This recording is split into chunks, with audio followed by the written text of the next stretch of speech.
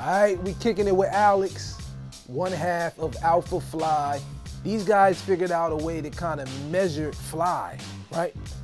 Hey, tell us about it, brother. What y'all working on over there? Yo, so we wrote a book. This is the book right here. We refer to it as the official Alphafly guidebook. And essentially what we did is we made an attempt to decode the meaning of that word fly, that word that has been bantered about the community for so long. And we kind of just took a step back and were like, what if you kind of decoded what that word actually meant when we say it, and what does it really represent? Right. What'd you come up with? Well, basically, you know, we've spoken about this before, but I first just want to say that it is a reoccurring theme that you see in various cultures. So, like, for instance, in the Spanish language, they use this term, they'll say tener duende, which basically is the idea of having soul. And then, like, in the Italian language, they use the term sprezzatura, which is kind of like an effortless way to present excellence. And so fly essentially means, it's essentially a euphemism for a standard of excellence. Okay. And when we kind of broke it out in its various parts, we said that the definition of something being fly is essentially when things are tasteful, creative, when there's a degree of nuance, when there's self-awareness, and when there's attention to detail. So we broke it down, and we kind of refer to those as the 5 principal keys of flyness. Okay. So you kind of detail these principles in a book and Yes, some articles, some essays you've written, and yes. there's some hardware to go along with it, right?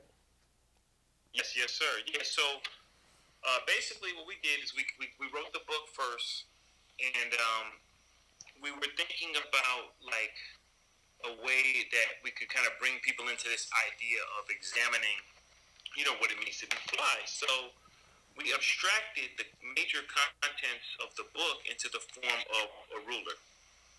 And so we refer to this as the Alphafly meter. And with this visible prompt, which is designed to resemble a ruler, now again, we say it's an abstraction, and it's an abstract idea because you can't really physically, tangibly measure something that is essentially discussing aesthetics, or, you know, the art and act of what we consider beauty. Right. But by having this tangible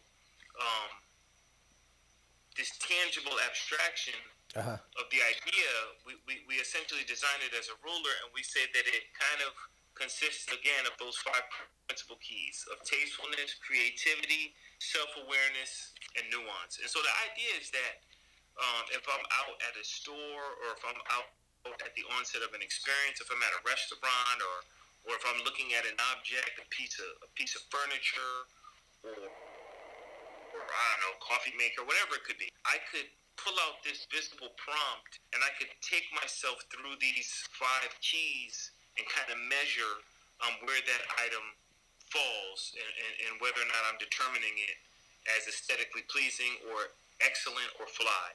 And the arrow kind of represents a degree of scale, because even when something's fly, there's kind of like no limit to how fly something can be, or how excellent it can be. And so that's the reason for the double-headed arrow, because it's just no limit to how fly things can become. Okay. But is there a score associated with the level of fly? Yeah, actually, that's a great question. We attached an instruction, like a little instruction card that we laminate, you know, that you don't have to keep on it, but it's just kind of handy to have. And essentially, we say that if 3 of these elements are apparent, then that person, place, thing, or experience can be labeled as fly. So, you know, between tastefulness, creativity, attention to detail, a degree of nuance, and self-awareness, if you have 3 of those in an object, or, like I said, in a place or experience person, then that thing is definitely fly. And we just kind of say that if it reaches all 5 keys, then it's Alphafly. Like Alpha. Yeah, yeah. Hey, after you guys developed this system and got these principles in place, what's one of the first items you applied the ruler to?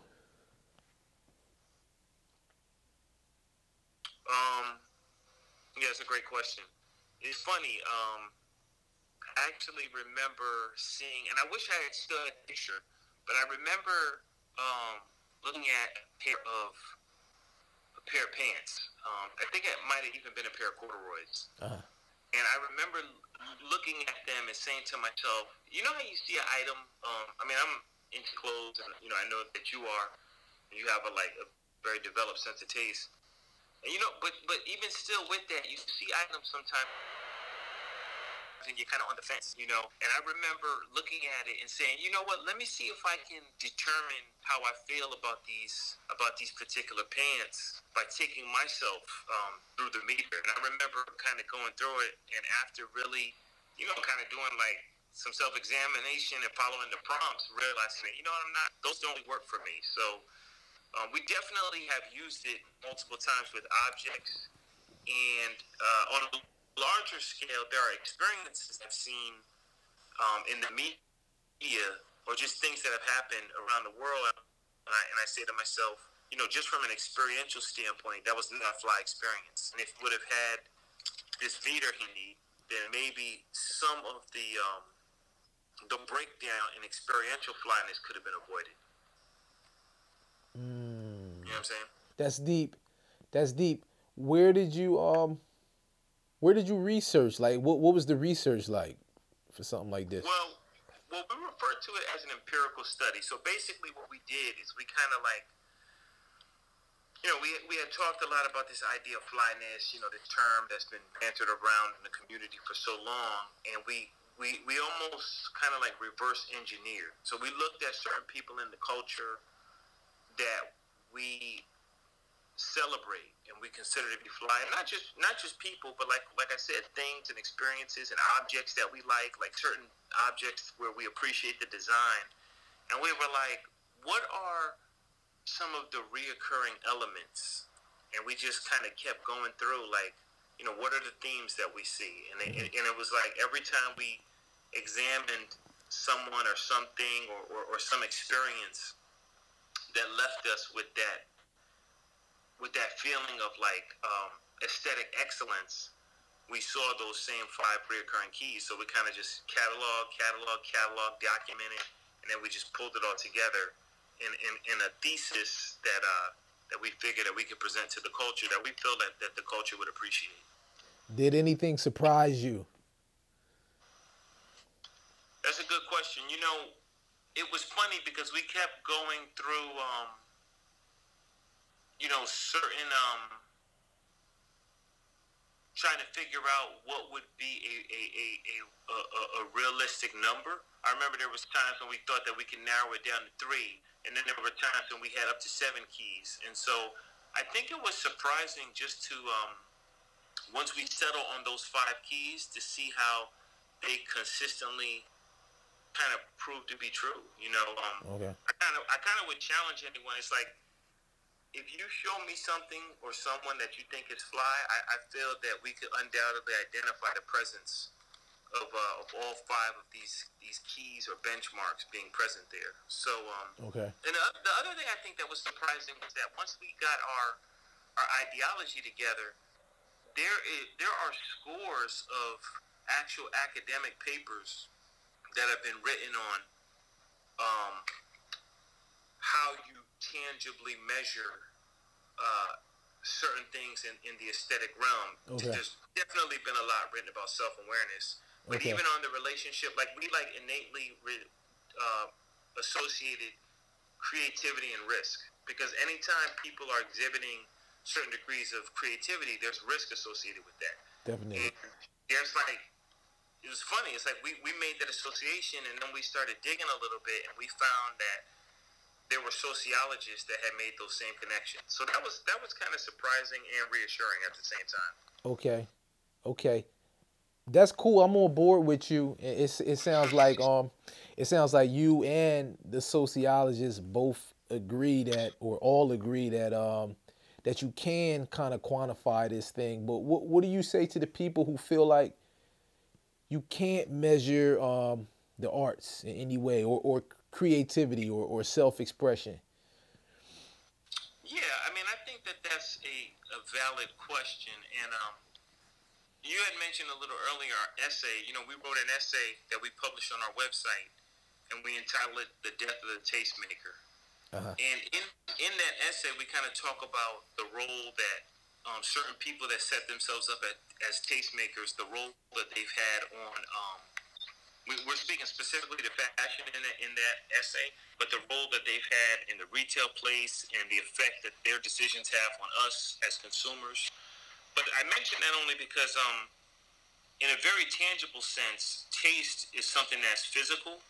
Like, you know, we have a sense of taste. And Right. so a chef is someone that can definitely, even though beauty's in the eye of the beholder and everyone has their own sense of taste, it's still something that has some kind of tangible benchmark. So, like, for example, most people can come to a commonality on what a good apple pie tastes like and what a bad apple pie tastes like. Right. And so, you know, a lot of times aesthetics, it's the same thing. You know, you, as someone like yourself that has a high degree of saturation in clothing, you could easily identify and explain to someone why one garment is a better garment than another. And it goes beyond, I mean, people like what they like, but, you know, thread count, thread sourcing, construction, the way garments are put together, there's a distinction. And it's the same with, you know, a skilled lyricist and one who's not skilled, or a virtuoso piano player and one who's just learning. True. So without, like, you know, trying to enforce our particular view on people, there is a commonality when it comes to what is beautiful and what is not beautiful, so to speak. You know what I mean? Yeah. Even within, like, certain, within the language of specific interests, whether it's clothes, music, hair, whatever, you know. Right. And I know this to be true because I do a lot of graphic work, and we come across and employ like principles of like color balance and you know, color wheel and things Right. like that. So, you know, and then, you know, you got people who going to say, well, I put whatever colors I want together. You know what I'm saying? It don't matter. And it's like, Right. yeah. Yeah. Right. But that don't always work, though. Yeah. And I'm a firm believer in the ideology of rules being made to be broken, but there's still value in knowing the rules or identifying any reoccurring themes if they do exist. You know what I'm saying? Right. Because some of this Like, stuff. once you identify them, you can kind of navigate them freely. But it helps to know what they are. Yeah. Because some of these balances exist in nature and in the universe naturally. You know? That's a good point. So it's Right. never, like you said, it's never saying that you can't. You know what I mean? You're not trying to enforce this stuff hardcore, but there's a certain harmony to certain things. You know, That's very true. that just Very exists. You know what I mean? Right.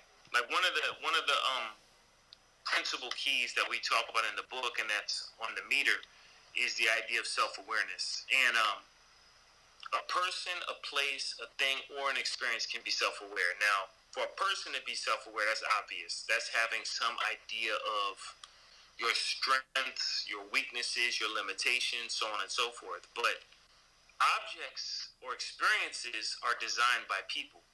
And so an object or an experience can be self-aware in the sense that the degree to which the intentionality of the design was thought through is apparent in the object, or can be apparent in the experience. Like I was speaking earlier about some of the things we see in the media or in society.